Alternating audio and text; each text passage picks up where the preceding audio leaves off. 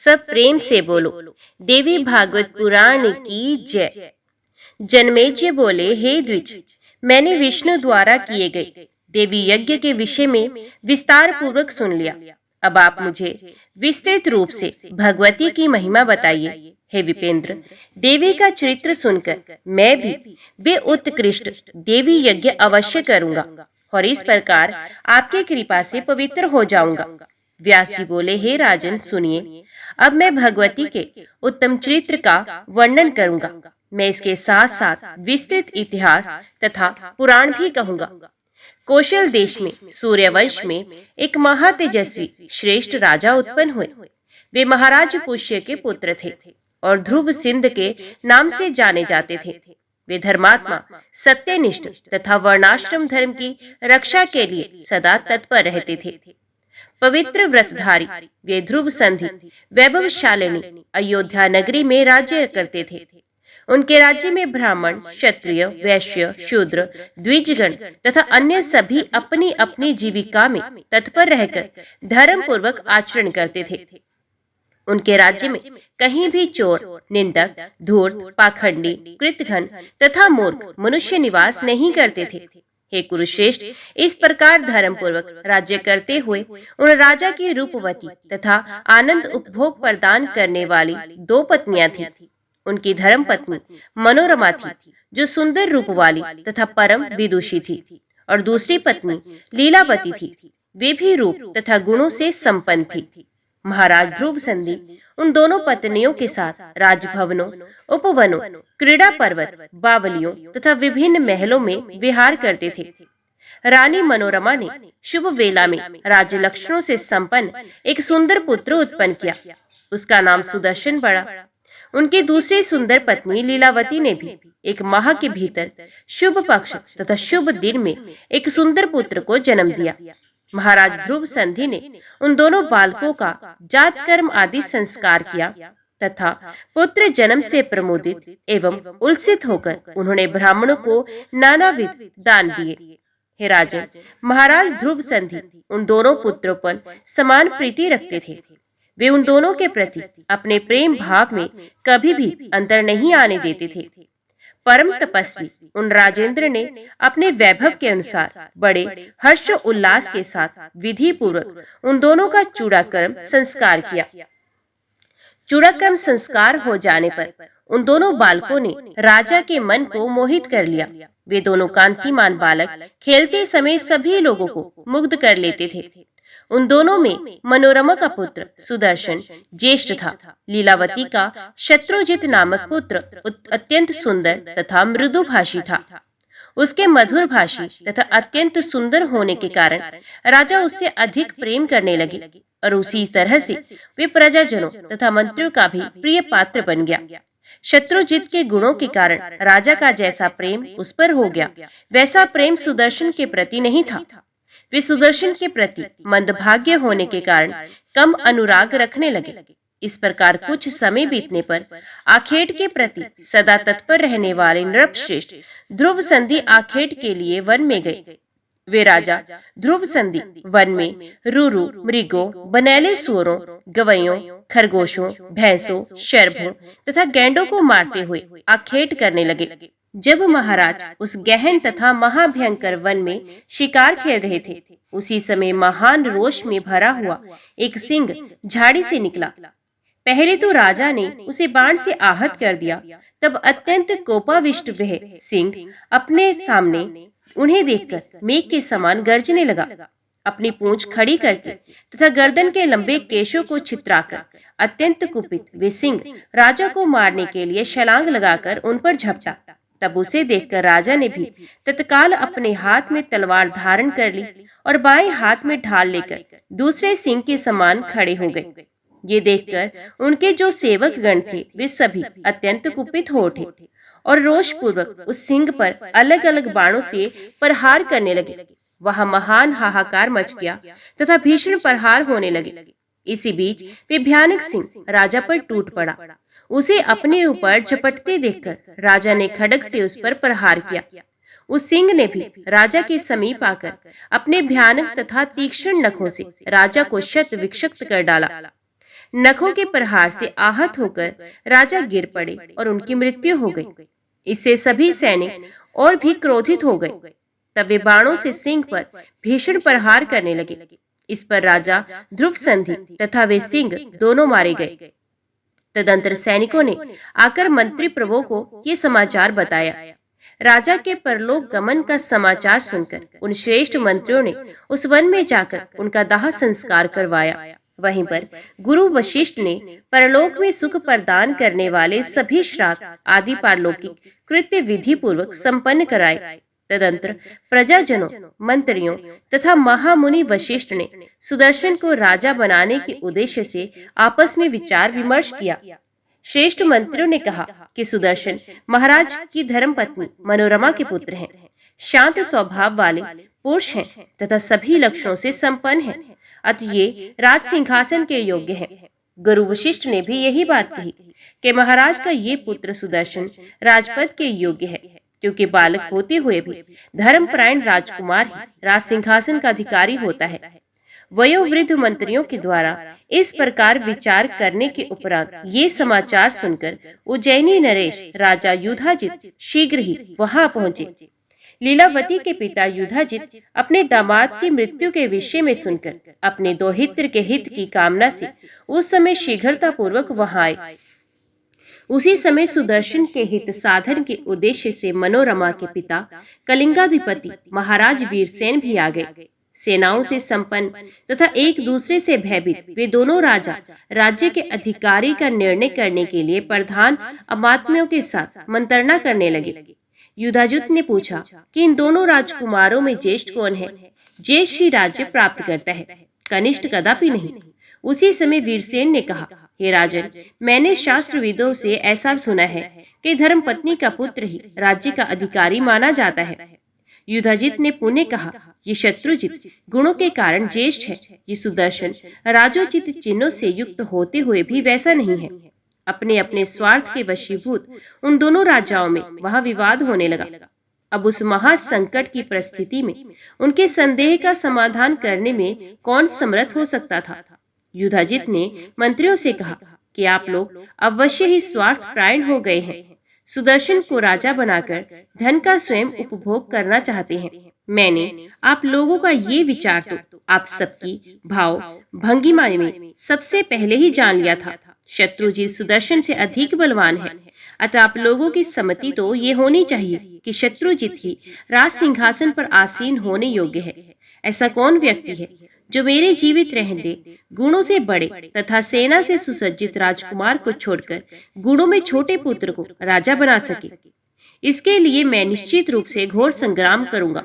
मेरे खड्ग की धार से पृथ्वी के भी 2 टुकड़े हो सकते हैं, फिर आप लोगों की तो बात ही क्या। ये सुनकर वीरसेन ने युधाजित से कहा, हे विद्वन, दोनों ही बालक समान बुद्धि रखते हैं, इसमें कोई संदेह नहीं। तदंतर उन दोनों को इस प्रकार परस्पर विवाद करते देखकर प्रजाजनों तथा ऋषियों के मन में व्यग्रता होने लगी। तब एक दूसरे को क्लेश पहुंचाने के लिए उदित तथा युद्ध की इच्छा वाले दोनों पक्षों के सामंत सावधान होकर अपनी अपनी सेनाओं के साथ वहां पहुंचे। उसी समय महाराज ध्रुव संधि की मृत्यु का समाचार सुनकर ऋग्वेरपुर में रहने वाले निषादगण राजकोष लूटने के लिए वहां आ गए। दोनों राजकुमार अभी बालक हैं तथा वे आपस में कलह कर रहे हैं। ये सुनकर देश देशांतर के चोर लुटेरे भी वहां आ गए। इस प्रकार वहां पर भारी कलह उपस्थित हो जाने पर युद्ध आरंभ हो गया। युधाजित तथा वीरसेन भी युद्ध के लिए तैयार हो गए।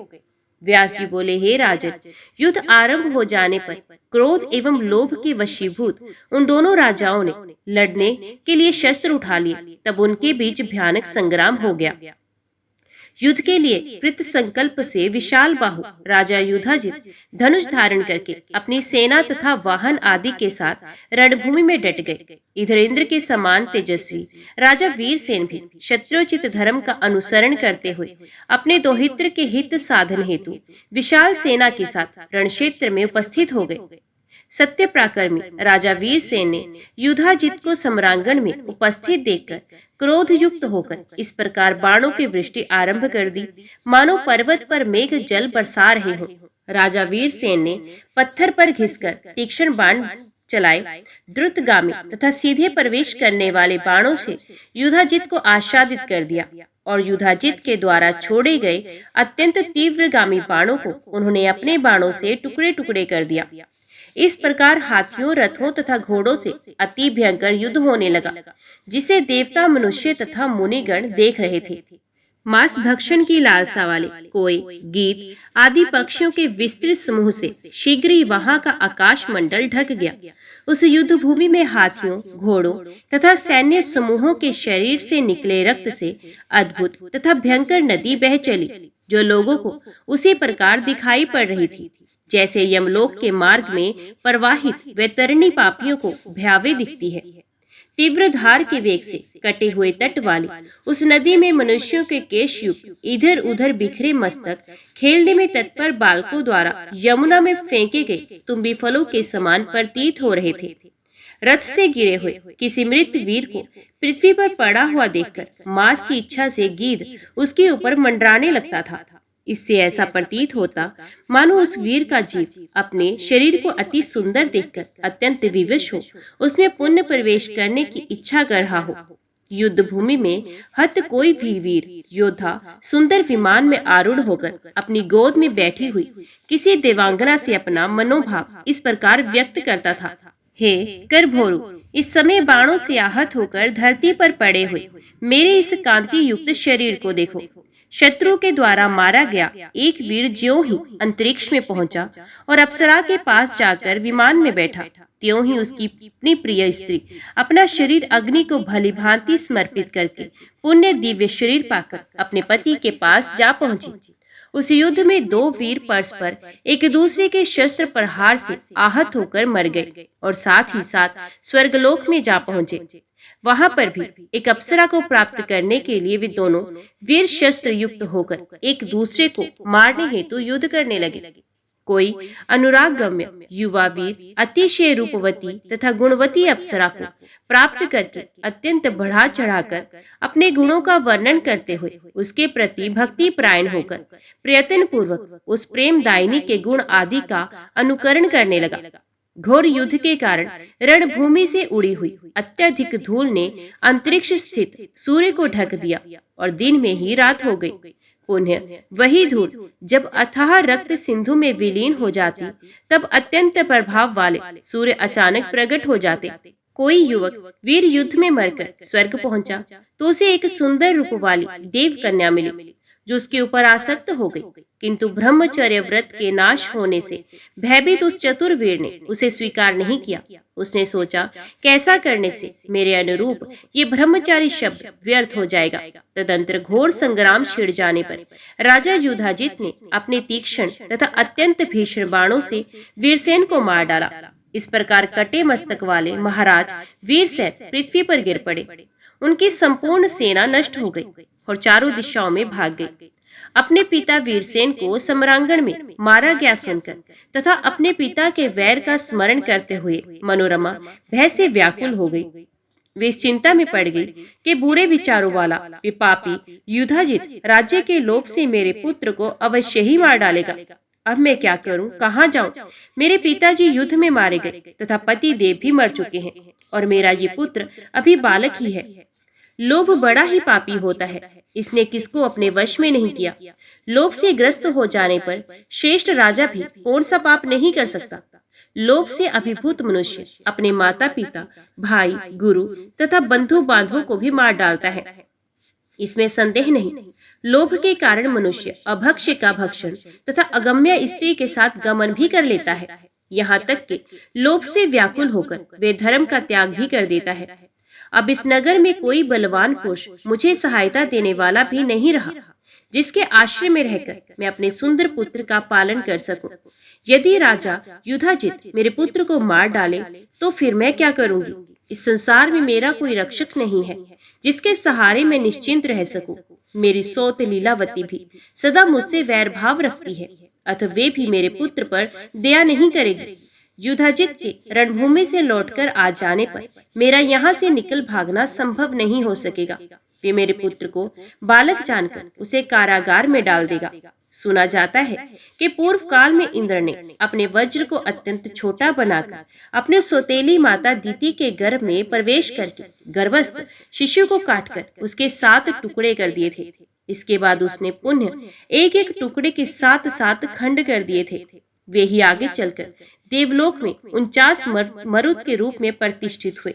मैंने ये भी सुना है कि पूर्व काल में एक राजा की किसी रानी ने अपने सोत के गर्भ को नष्ट करने के उद्देश्य से उसे विष दे दिया था। कुछ समय बीतने पर वे बालक विष के साथ उत्पन्न हुआ। इसी से वे भूमंडल पर सगर नाम से प्रसिद्ध हो गया। महाराज दशरथ की भार्या कैकेयी ने पति के जीवन काल में ही उनके ज्येष्ठ पुत्र रामचंद्र को वनवास दे दिया था, जिसके फलस्वरूप राजा दशरथ की मृत्यु भी हो गई। जो मंत्री मेरे पुत्र सुदर्शन को राजा बनाना चाहते थे, वे भी सब अब विवश होकर युधाजित के अधीन हो गए हैं। मेरा भाई भी ऐसा योद्धा नहीं है जो मुझे बंधन से छुड़ा सके। देवी योग से मैं महान संकट में पड़ गई हूँ, फिर भी उद्योग तो सर्वथा करना ही चाहिए। सफलता तो देव के अधीन है, अतः अब मैं अपने पुत्र की रक्षा के लिए शीघ्र ही कोई उपाय करूंगी।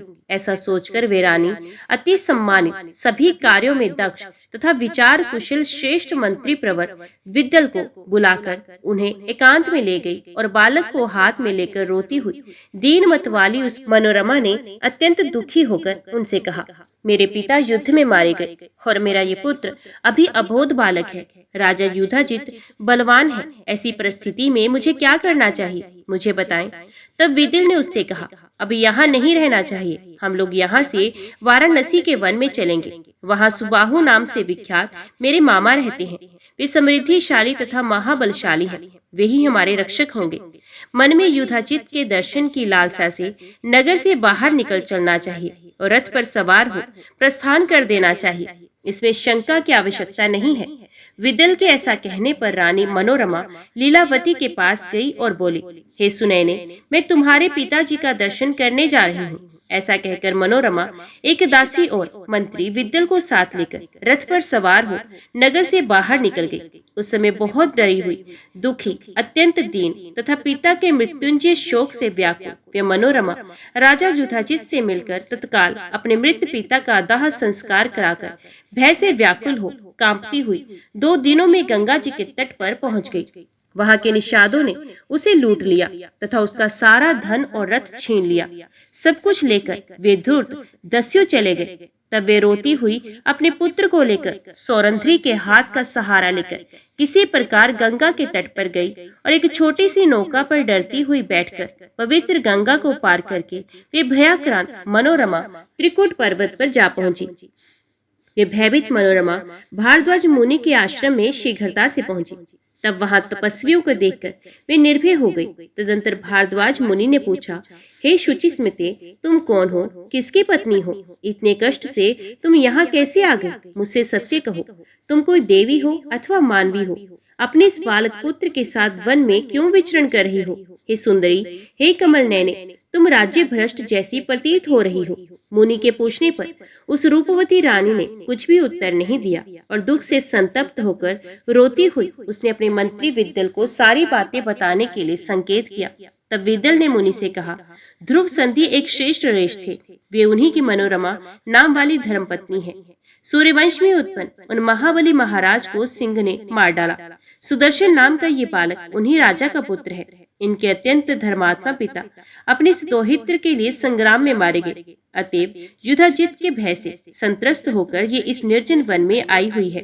हे महाभाग, हे मुनिश्रेष्ठ, अबोध पुत्र वाली ये राजपुत्री अब आपकी शरण में है, अतः आप इनकी रक्षा कीजिए। किसी दुखी प्राणी की रक्षा करने में यज्ञ करने से भी अधिक पुण्य बताया गया है। भयभीत तथा दीन की रक्षा को तो और भी अधिक फलदायक कहा गया है। ऋषि बोले, हे कल्याणी, तुम यहाँ भय रहित होकर निवास करो। हे सुव्रते, अपने पुत्र का पालन पोषण करो। हे विशाल नयने, यहाँ तुम्हें शत्रुओं से उत्पन्न होने वाला किसी प्रकार का भय नहीं करना चाहिए। तुम अपने उस कांतिमान पुत्र का पालन करो। तुम्हारा ये पुत्र आगे चलकर राजा होगा। यहाँ तुम लोगों को कभी भी कोई दुख तथा शोक नहीं होगा। व्यास जी बोले, मुनि के इस प्रकार कहने पर महारानी मनोरमा निश्चिंत हो गई और मुनि के द्वारा प्रदान की गई एक कुटिया में वे शोक रहित होकर निवास करने लगी।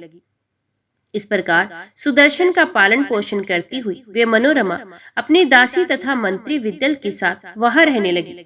व्यास जी बोले, हे राजन, तदंतर महाबली युधाजित ने रणभूमि से अयोध्या पहुंचकर सुदर्शन को भी मार डालने की इच्छा से मनोरमा के विषय में लोगों से पूछा।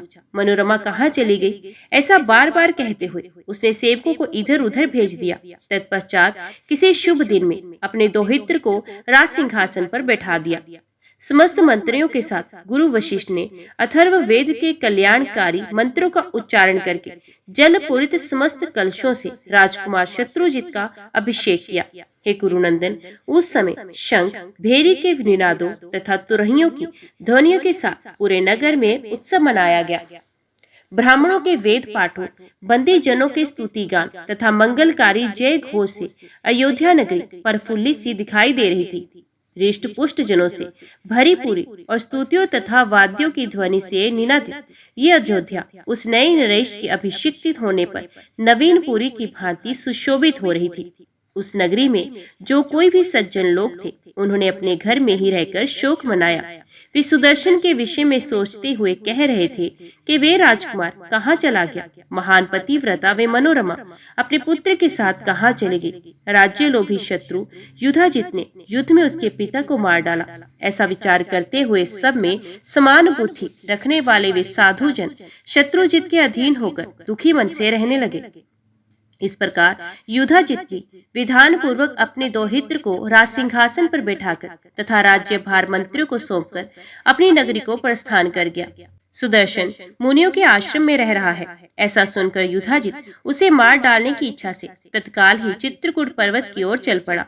वे दूरदर्श नामक विंगवेरपुर के राजा के यहाँ पहुंचा और उस विशाल सेना संपन्न तथा पराक्रमी निषादराज को अगुआ बनाकर उसने शीघ्र ही आगे की ओर प्रस्थान किया।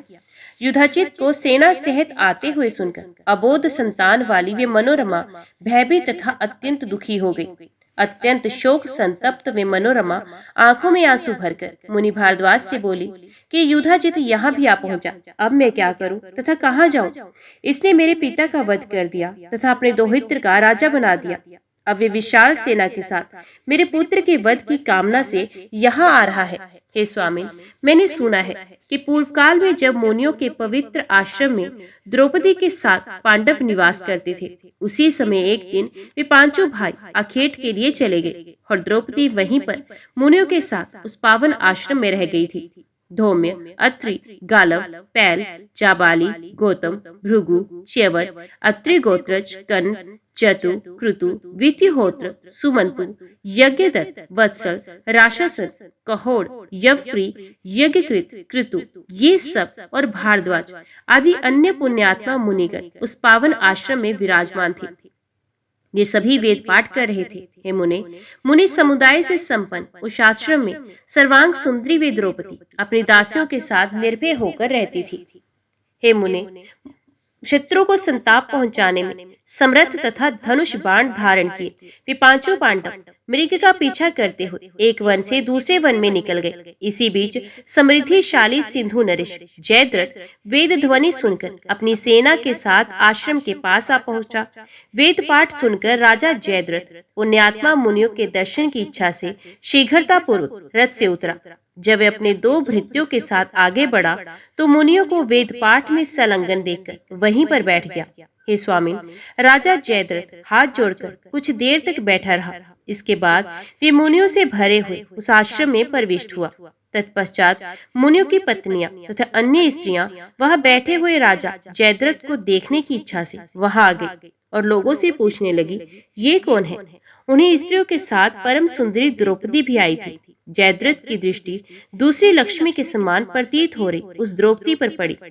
दूसरी देवकन्या की भांति प्रतीत हो रही उस श्याम नेत्रों वाली द्रौपदी को देखकर राजा जयद्रथ ने ऋषि धौम्य से पूछा, ये सुंदर मुख वाली युवती कौन है? ये किसकी पत्नी है, किसकी पुत्री है और इस परम सुंदरी का नाम क्या है? रूप तथा सौंदर्य से संपन्न ये स्त्री तो धरा पर उतर कर आई हुई साक्षात इंद्राणी की भांति प्रतीत हो रही है। ये स्त्री बबूल के वन में स्थित लवंग लता तथा कुरूपा राक्षसियों के समूह में सचमुच रंभा के समान प्रतीत हो रही है। हे महाभाग, आप सच सच बताइए, ये स्त्री किसकी पत्नी है? हे द्विज, ये तो किसी रानी जैसी प्रतीत हो रही है। मुनि पत्नी तो ये कदापि नहीं हो सकती। धौम्य बोले, हे सिंधु राजेंद्र, समस्त शुभ लक्षणों वाली ये पांडवों की प्रिय भार्या तथा पंचाल नरेश की पुत्री द्रौपदी है। ये इसी पवित्र आश्रम में निवास करती है। जयद्रथ बोला, विख्यात पराक्रमी पांचों पांडव कहाँ गए? क्या वे महान बलशाली वीर निश्चिंत होकर इस समय इसी वन में रह रही हैं? धौम्य बोले, पांचों पांडव इस समय रथ पर आरूढ़ होकर आखेट के लिए वन में गए हैं। हे राजागण, मध्याह्न काल में मृगों को लेकर आ जाएंगे। मुनि का ये वचन सुनकर वे राजा जयद्रथ अपने आसन से उठा और द्रौपदी के पास जाकर उन्हें प्रणाम करके इस प्रकार बोला, हे परम सुंदरी, आप सकुशल तो है ना? आपके पतिगण कहाँ गए हुए हैं? आपको वन में निवास करते हुए आज 11 वर्ष बीत चुके हैं। तत्पश्चात द्रौपदी ने कहा, कि राजकुमार, आपका कल्याण हो। अभी थोड़ी ही देर में पांडव आ जाएंगे, तब तक आप आश्रम के समीप ही विश्राम कीजिए। उसका ऐसा कहने पर लोभ से आक्रांत उस वीर जयद्रथ ने मुनिवरों की अवहेलना करके द्रौपदी का हरण कर लिया। मनोरमा ने कहा, हे स्वामिन, अतएव बुद्धिमान लोगों को चाहिए कि वे किसी पर भी विश्वास न करें। ऐसा करने वाला व्यक्ति दुख प्राप्त करता है। इस विषय में राजा बलि उदाहरण है। विरोचन पुत्र राजा बलि वैभव संपन्न, धर्मपरायण, सत्य प्रतीक, यज्ञकर्ता, दानी, शरणदाता तथा साधुजनों के सम्मान्य थे। प्रहलाद के पुत्र वे राजा बलि कभी अधर्म का आचरण नहीं करते थे। उन्होंने दक्षिणा युक्त 99 यज्ञ किए थे।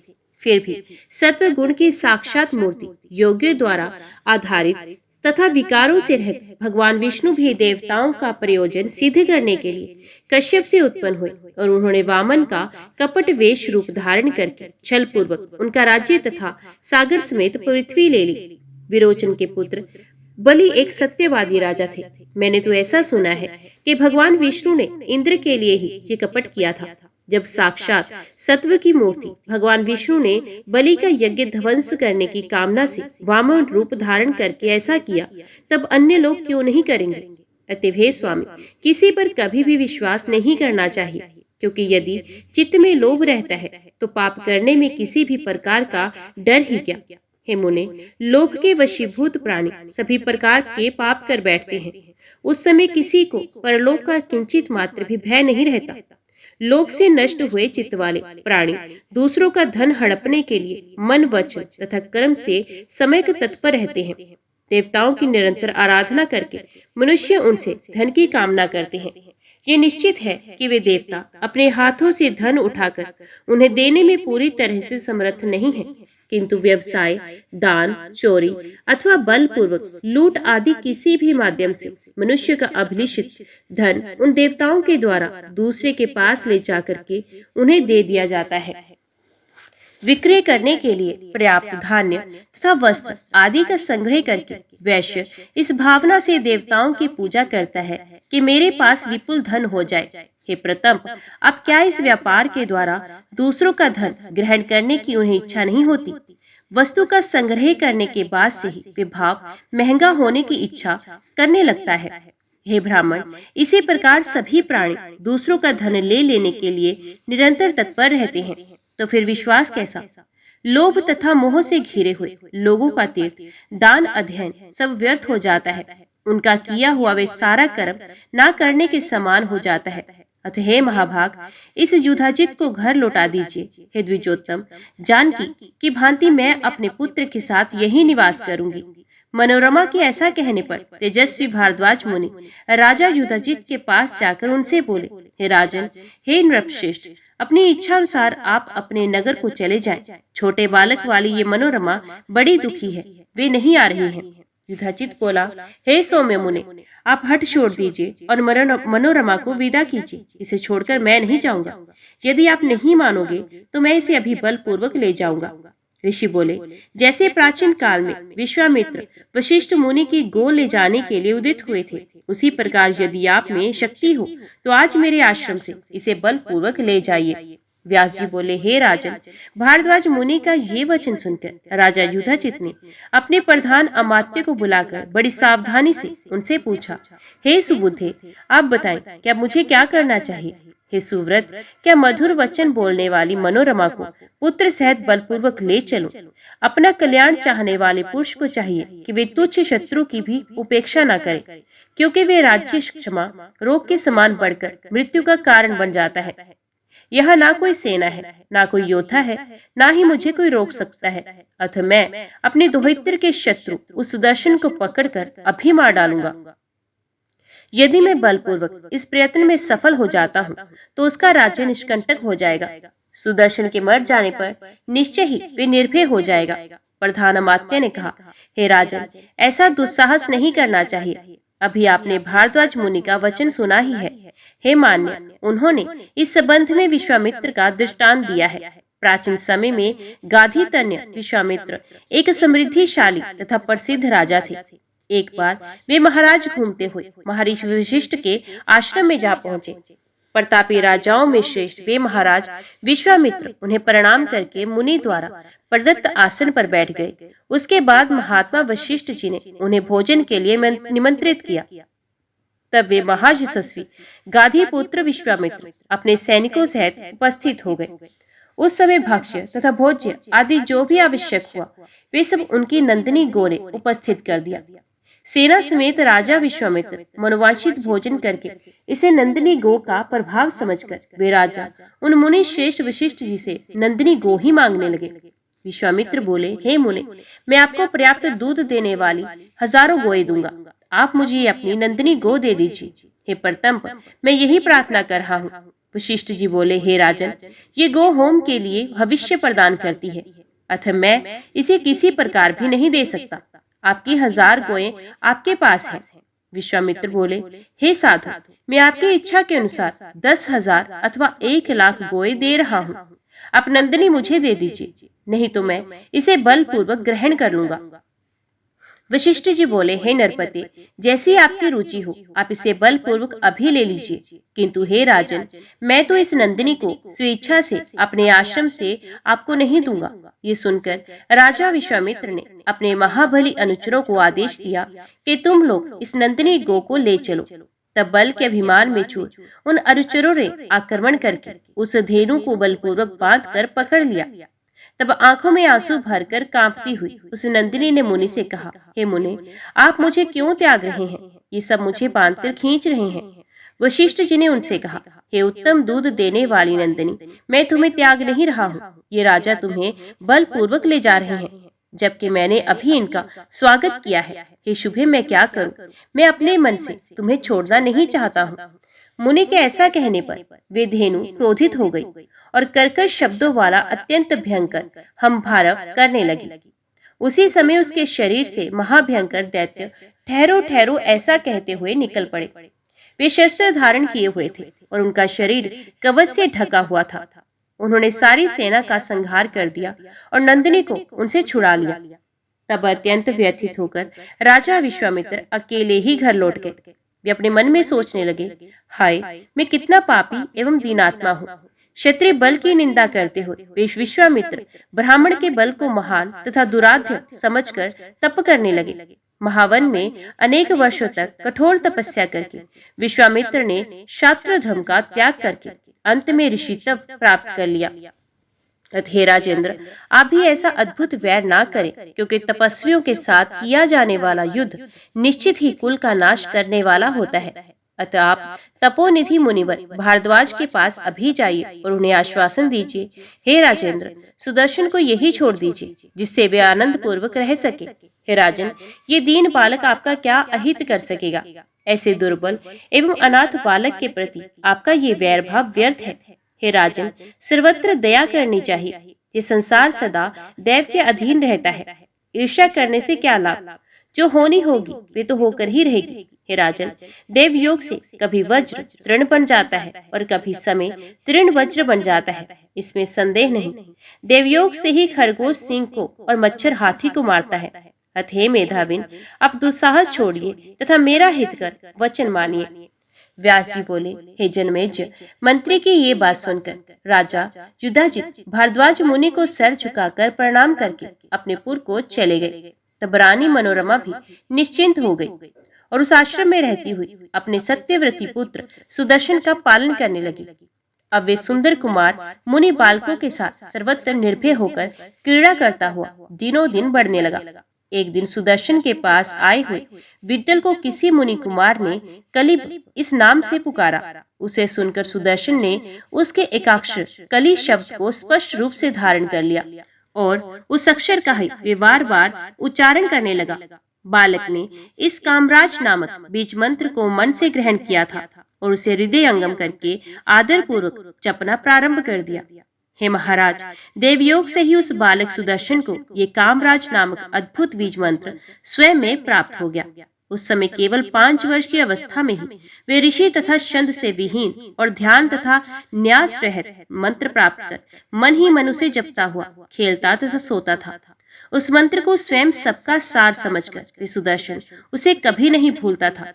मुनि ने 11वें वर्ष में उस राजकुमार का उपनयन संस्कार किया और उसे वेद पढ़ाया एवं सांगोपांग धनुर्वेद तथा नीति शास्त्र की विधिवत शिक्षा दी।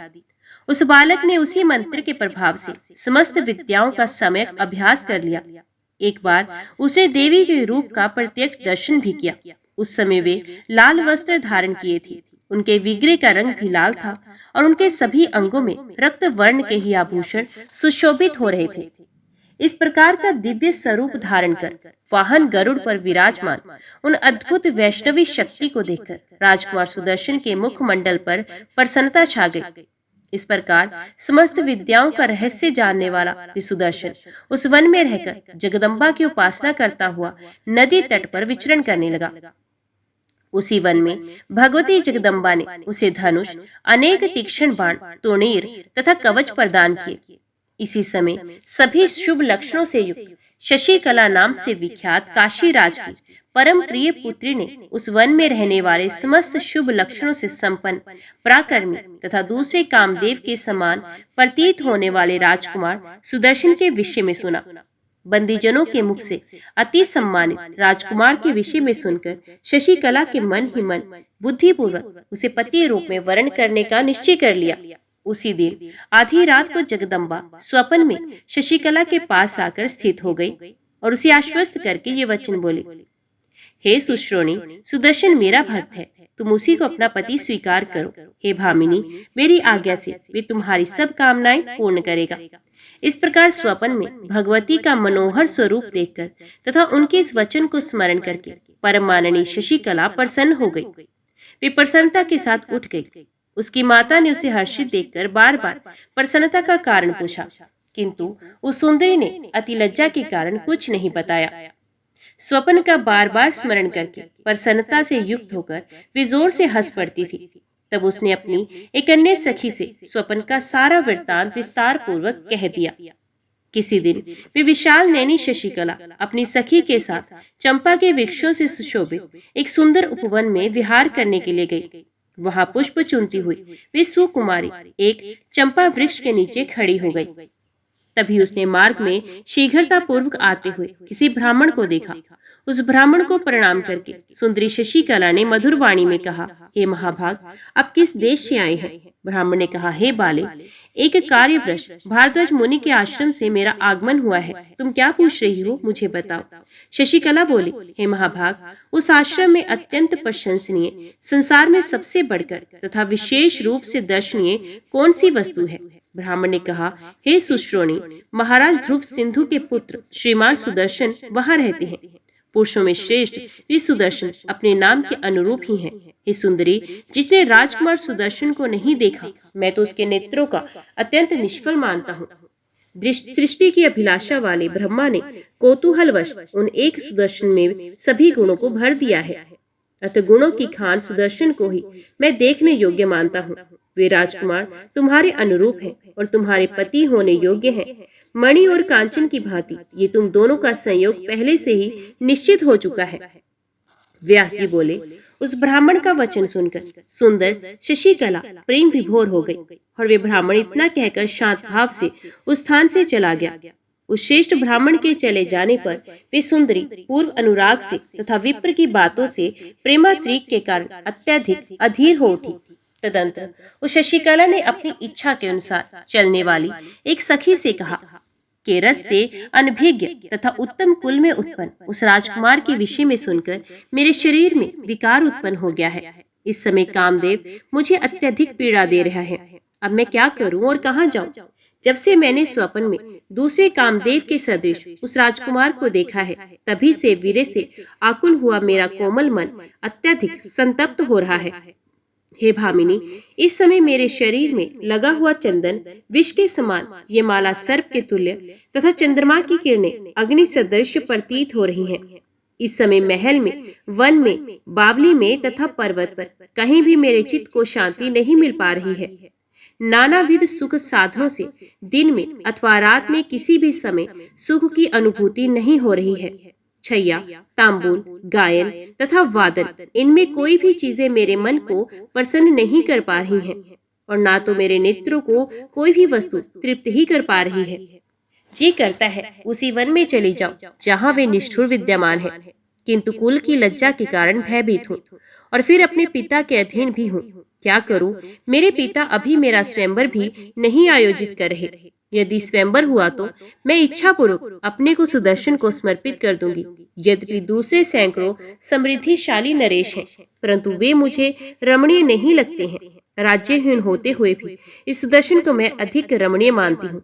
व्यास जी बोले, अकेला, निर्धन, बलहीन, वनवासी तथा फल का आहार करने वाला होते हुए भी सुदर्शन उस शशिकला के हृदय में पूर्ण रूप से बस गया था।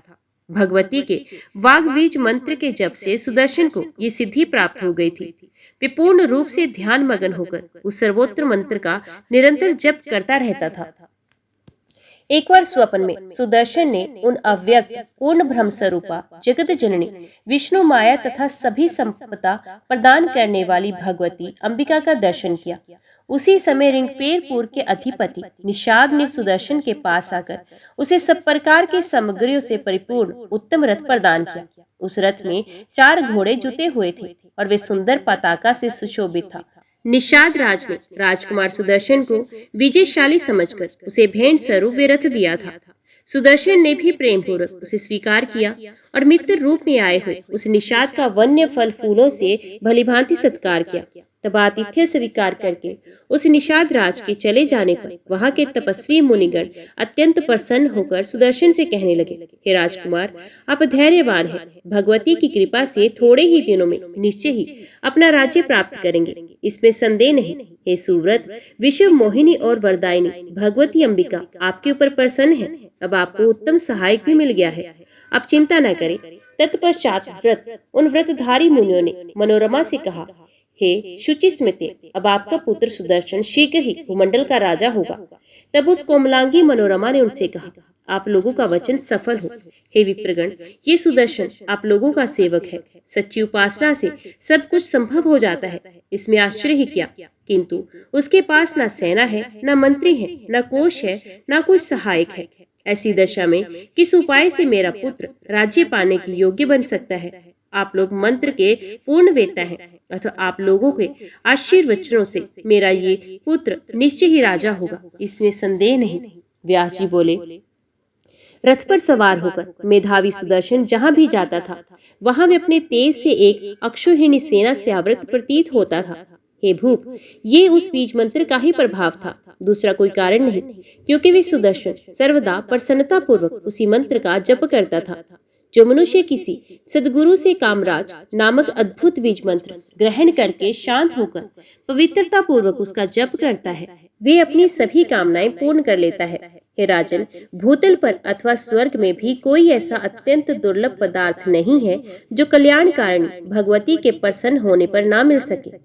वे महान मूर्ख, भाग्यहीन तथा रोगों से व्यथित होते हैं, जिनके मन में जगदम्बा के अर्चन आदि में विश्वास नहीं होता। हे कुरुनंदन, जो भगवती युग के आदि में सब देवताओं की माता कही गई थी, इसी कारण आदि माता इस नाम से विख्यात है। वे ही बुद्धि, कीर्ति, धृति, लक्ष्मी, शक्ति, श्रद्धा, मति और स्मृति आदि रूपों से समस्त प्राणियों में प्रत्यक्ष दिखाई देती है।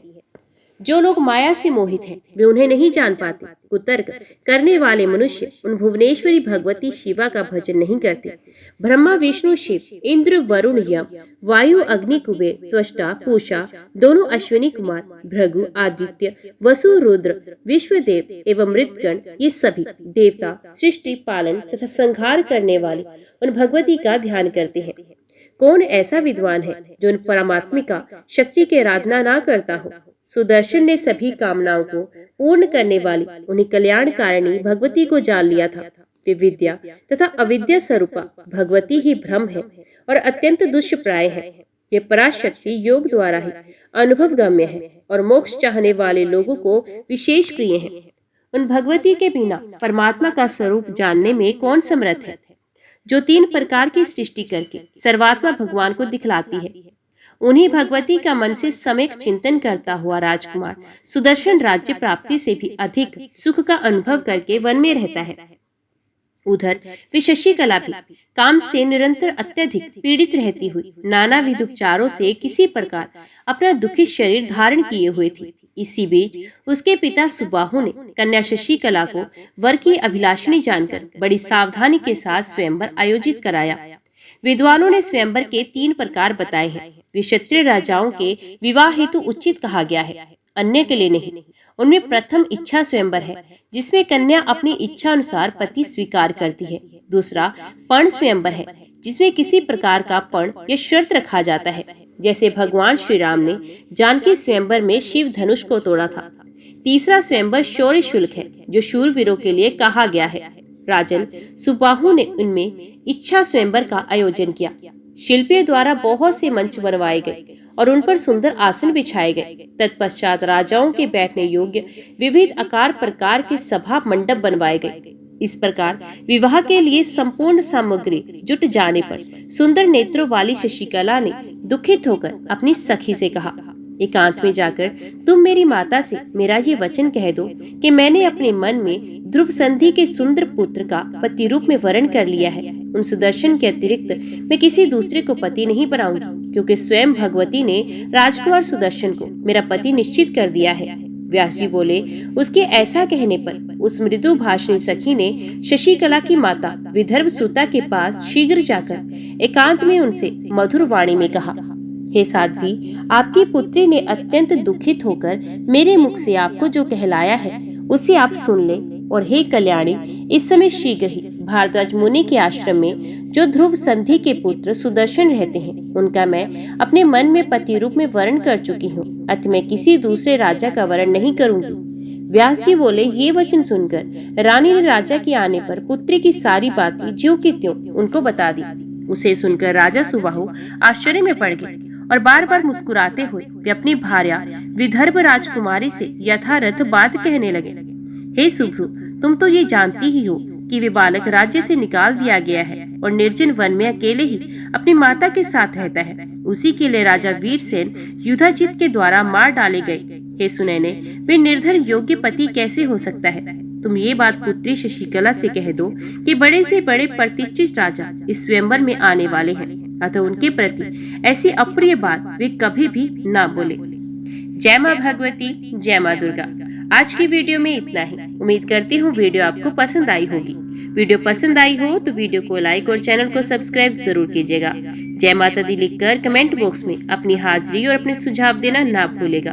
तो मिलते हैं अगली कथा अगले अध्याय के साथ। तब तक के लिए देखते व सुनते रहिए। जय मां कंजक, जय माता दी।